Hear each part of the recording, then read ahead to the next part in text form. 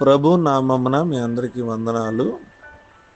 ఈ దినము దేవుని యొక్క వాక్యము వాగ్దానము యెషయా గ్రంథము 49 అధ్యాయం 23 వచనం. అప్పుడు నేను యెహోవాననియు నా కొరకు కనిపెట్టుకున్న వారు అవమానమునందరనియు నీవు తెలుసుకుందువు.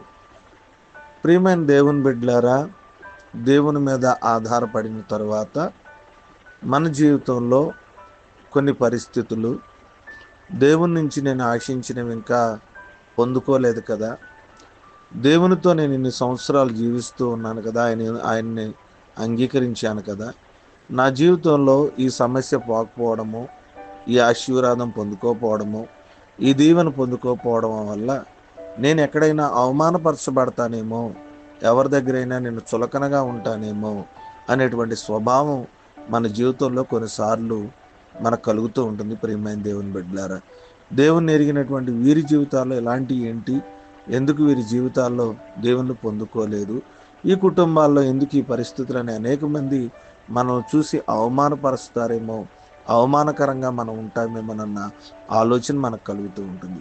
అలాంటి పరిస్థితుల్లో దేవుడు ఆ రకంగా ఆలోచిస్తున్న ప్రతి ఒక్కరితో మాట్లాడుతున్నాడు. నీవు నా కొరకు కనిపెట్టుకున్నావు, నేను నిన్ను అవమానం పొందనివ్వను. నీ జీవితంలో నువ్వేం ఆశిస్తున్నావో, ఎక్కడ అవమానం వచ్చిద్దని నువ్వు ఆలోచిస్తున్నావో, దేన్ని బట్టి నువ్వు కృంగుతున్నావో అవి అవమానం పొందు. ఎందుకంటే నువ్వు ఆధారపడింది మనుషుల మీద కాదు, దేవుని మీద. ఆయన ప్రతి అవసరత తీర్చి నీ అవమానం ఆనందంగా, సంతోషంగా, ఆయన దీవెనకరంగా మారుస్తాడని దేవునికి వాక్యం సెలవిస్తుంది.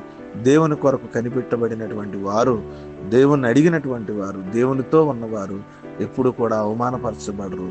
దేవుడు ఖచ్చితంగా వారి సమస్యలను, వారి అవసరతలను, అక్కర్తలను తీర్చి వారిని బలపరుస్తాడు. అట్టి కృపాభాగ్యం దేవుడు మన అందరికీ అనుగ్రహించును గాక.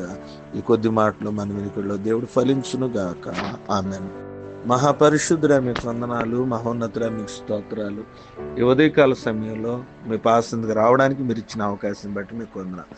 రాత్రంతా కూడా జ్ఞాపకం చేసుకున్నాను ప్రభా. మిమ్మల్ని అంగీకరించి మిమ్మల్ని వెంబడిస్తున్న వారి జీవితాల్లో అవమానాలన్నీ తీసివేయమని ప్రార్థన చేస్తున్నాను. నేను మీ కొరకు కనిపెట్టుకున్న వారిని అవమానపరచబడరని మీరు వాక్యం ద్వారా సెలవిచ్చారు.